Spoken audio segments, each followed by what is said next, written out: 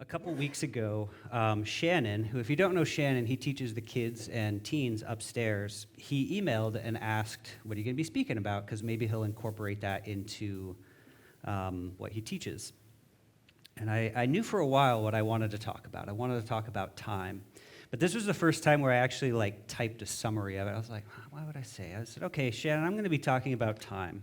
Specifically, how a patriarchal capitalist system indoctrinates us with a sense of urgency that hijacks our entire sense of time so that we overschedule our days, weeks, and months to revolve around this sense of urgency and accomplishment, and eventually sacrifice the majority of our years in hopeless pursuit of gaining an endless increase of the very thing that we're sacrificing.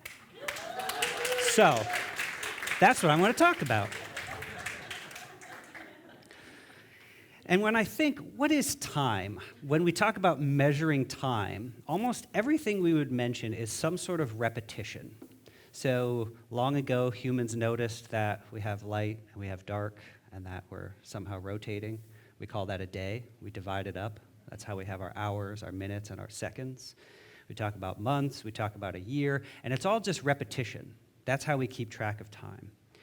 And when we understand time and routines and schedules, I want to recognize that this can be very helpful. It's good to have some sense of time. It's good to have some organization, to be able to have a routine. They give us a sense of purpose. They help us accomplish things. But sometimes the repetitive routines, especially when we're not entirely in control of them, can also lead us to complacency. It can give us a false sense of purpose and identity, and we can use those to avoid something that we truly want in life. That we end up serving our routines and schedules rather than having a schedule and a routine serve us. Sometimes we have creativity and a sense of imagination, and we have this greater sense of inner purpose. And this sense doesn't just occur with the sun going up and down and up and down. We can't just say, oh, it comes up every morning. But we sometimes have this growing sense. And yet, tomorrow morning's Monday morning.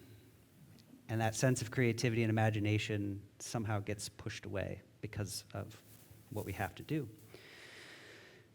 And to challenge this, I understand there's some deeply ingrained beliefs that we all have, very purposefully ingrained into us, that when we challenge this idea of time, there's a lot of automatic responses. People will call you lazy, right? You just don't want to work. You just don't want to do anything. You just want to sit around and do nothing. It's irresponsible to question the order of time.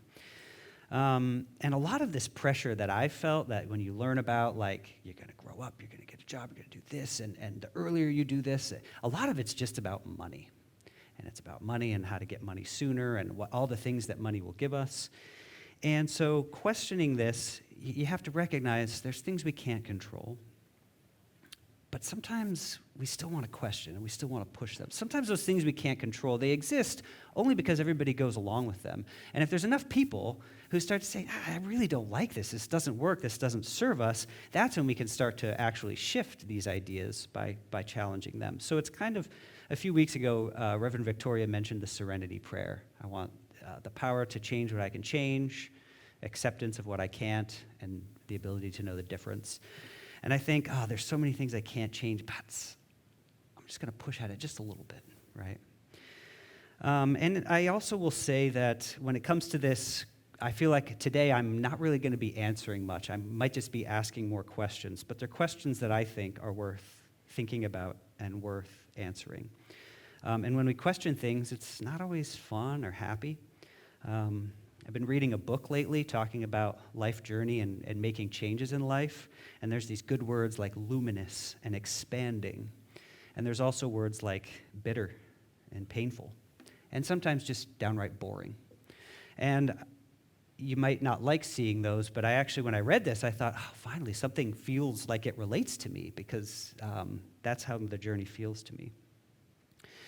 So sometimes time stops for us. And sometimes that's a tragedy. Sometimes it's an emergency, something we don't want. Other times we can feel like we're out of time, like when we're deep in meditation. And so something I think of was during the pandemic when everything just shut down and all the routines. There was obviously a lot of fear and a lot of health scares, but there was also just this, what do we do? And in a little bit of time, a lot of people are like, I'm just going to go out on a walk and enjoy the day, and I'm going to go fix up my bike so I can go on bike rides. But how quickly we get back to the routines of how things go. And so when we have a break from the burden of routine time, like it's something like meditation, it can be a harsh wake-up when we come back and we're like, oh man, I still have to face all of these things. But hopefully we can use the freedom that we gain in timelessness to approach life a little bit differently. So I want to take kind of that negativity, right, criticizing the system. I'm guessing some of you feel it about like this pressure of time. We could spend weeks analyzing it and thinking about it, but for now I just want to put it over there and just put it in a box. It's important to understand that because it does shape the way we think and behave, but if we just spend our whole lives fighting it, it's still going to have control over our lives. So I want to just put it aside, and I want to try to talk a little bit, how I see at least, some bigger picture ideas about time that actually feed into a lot of that, but stepping back a little bit. And one thing that I want to share a quote, it's going to come up here, that actually really, it may sound silly, but it was really impactful to me. It says, "Your so-called boss may own the clock that taunts you from the wall, but my friends, the hour is yours." And that really set in for me, right? A clock that taunts us from the wall. Does anybody ever feel taunted by a clock?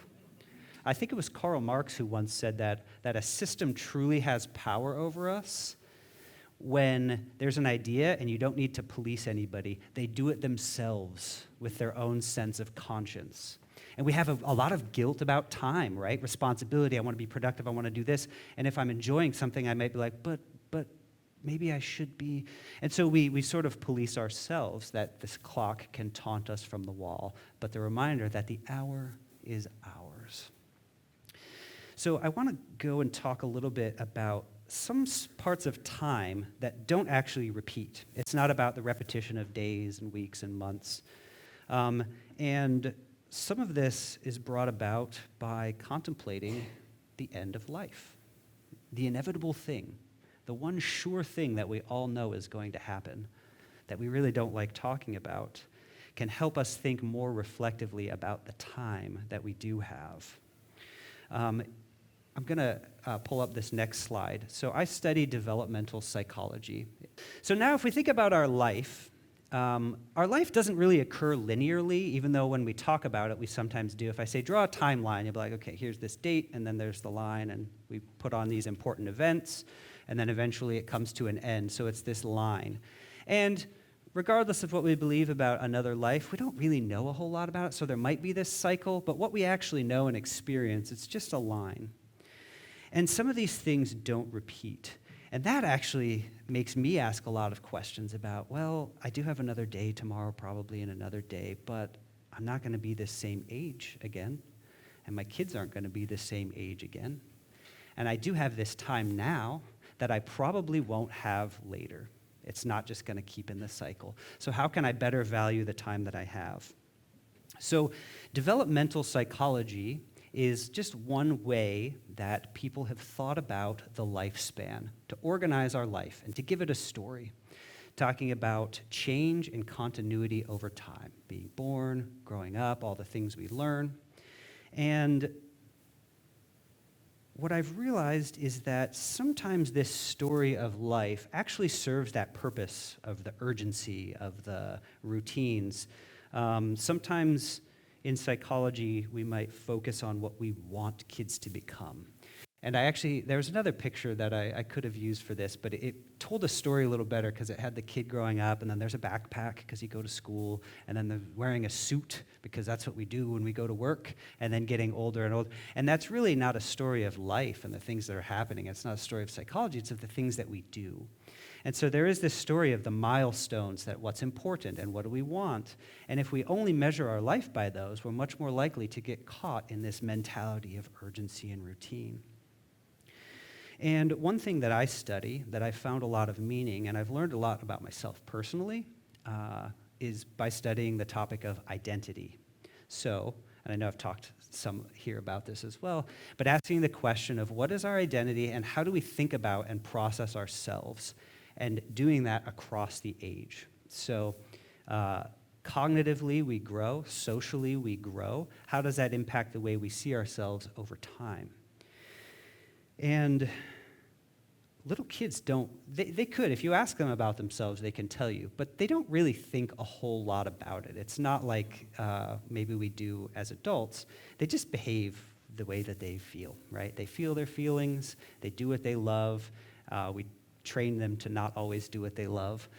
But as we grow, so you're going through childhood into adolescence, that's a big time when identity starts to change, because that's a big time when the person themselves starts to ask these questions about who am I, about where do I belong. They have enough memory now where they can kind of remember the past and realize that it's not quite the same, and realize like, oh, I'm changing, right? I'm growing, my body's changing, my social life is changing.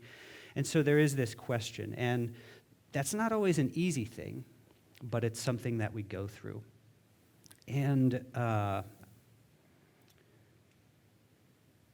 then the story of identity would be that eventually we settle on our identity, we resolve it, and we form this identity, and then we just live for the rest of our lives.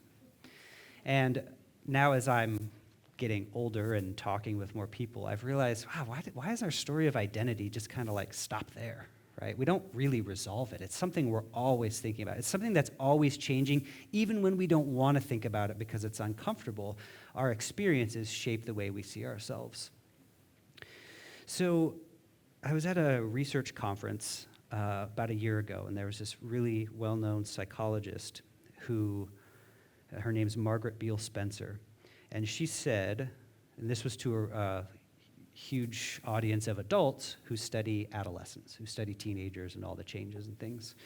And she said, I love working with and studying teens, even though they get a little bad rap in society, and we, teens, they need to learn. But she said, because adolescence is the last bastion of truth in our society.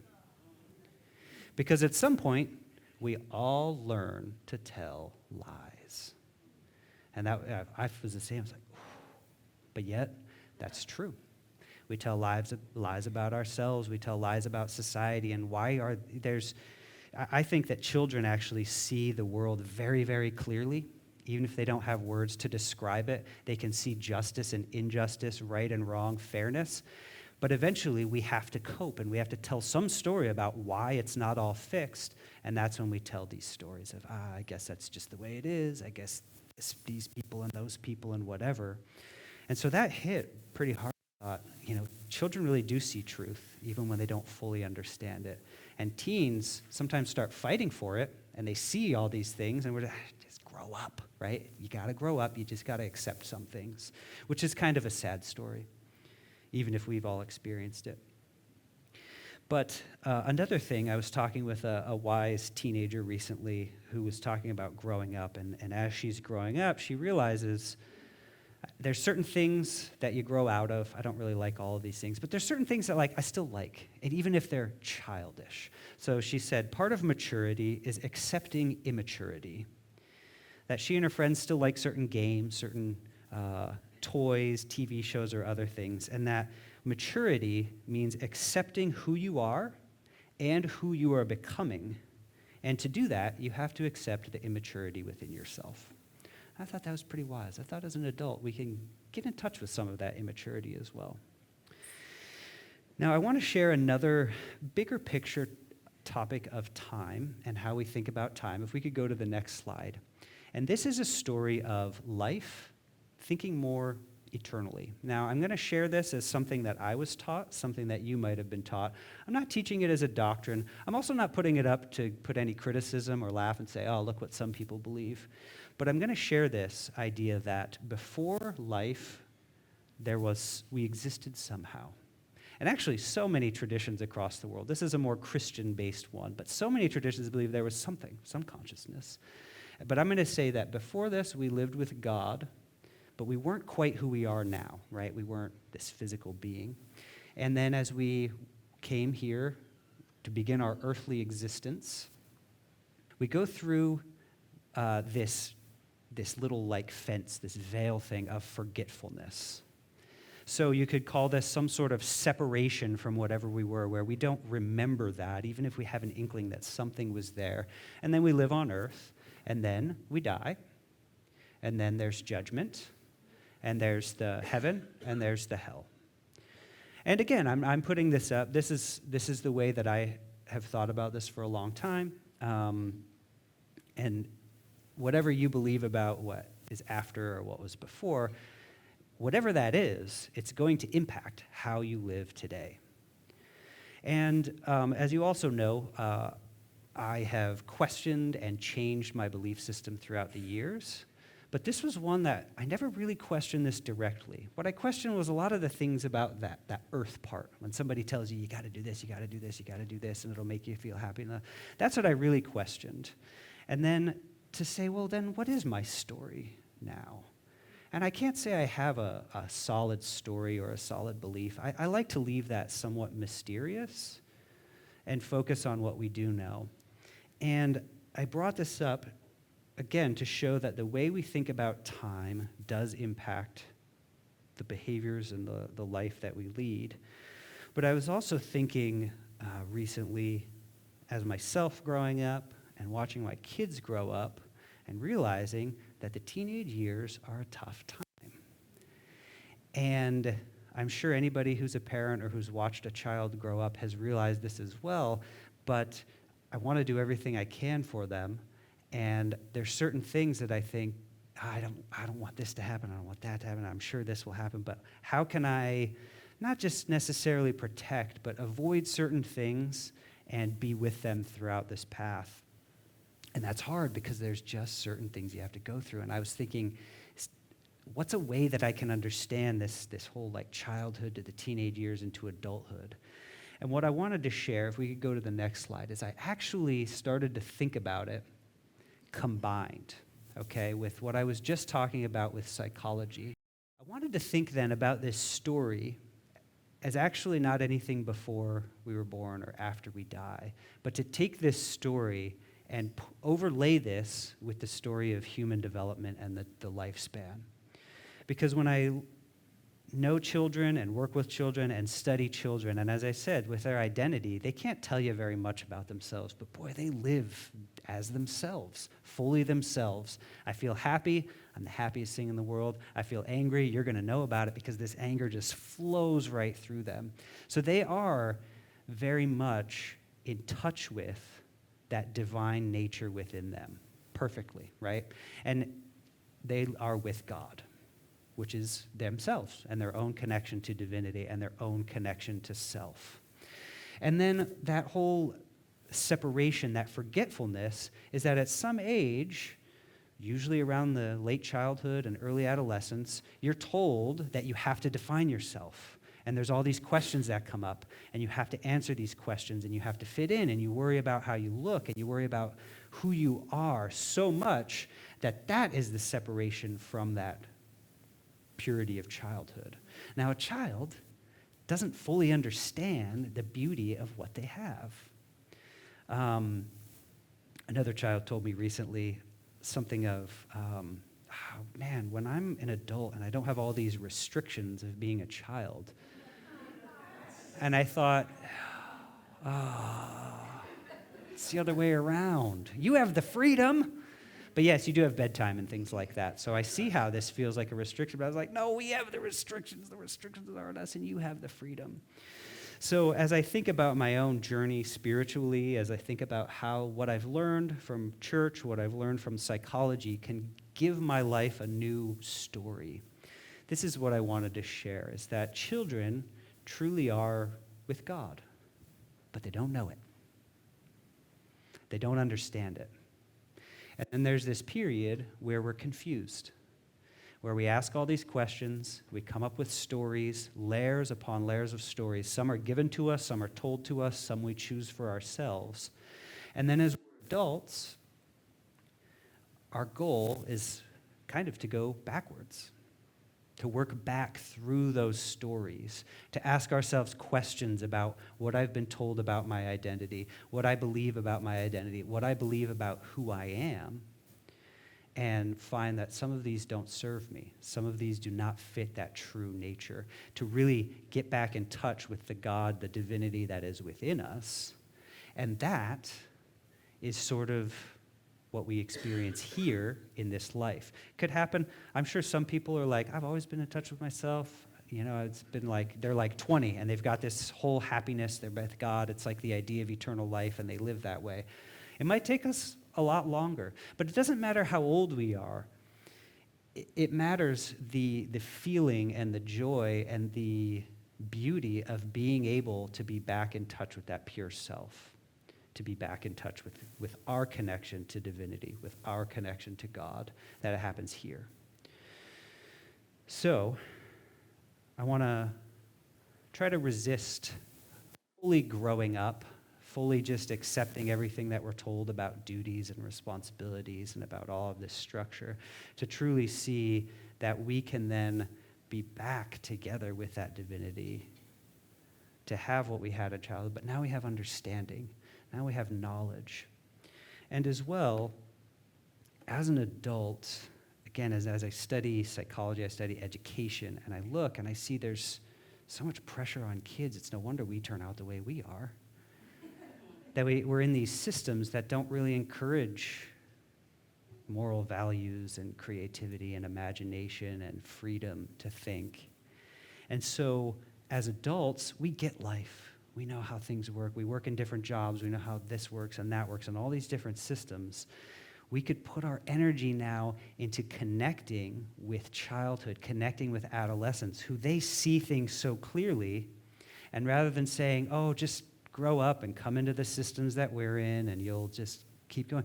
But to see this is how we can change, is to see the vision that young people have and to know that that's actually possible. And rather than putting the energy into our own status and in our own identity and our own well-being, but to put that into bringing about a world that maybe only children can imagine because they're the only ones who see it clearly. So, that's the end of my talk. I want to just close by saying that I think we have a limited imagination of what life can be, both for us individually, as a community. We have these limits. But if there's something that's in you that's calling, wants something different, it wants to come out through you, you want to be something, you want to bring something, I believe there is a way to that. I believe that's through these types of questions individually and then being able to come together in a community like this where we can talk about this, where we can connect in this area. So when we think about our lives, when we think about how we want to spend them, just remember, isn't it about time? So, thank you. Hi, it's Reverend Victoria here. I'm at Unity Center of Peace with our house band, Bright Matter. Hello. Yeah, and if this video has inspired you or empowered you or opened your heart, opened your consciousness, or even just given you hope, we ask that you support what we're doing here by making a donation today, going to unitychapelhill.org or clicking the link below. And we thank you. Thank Thank you.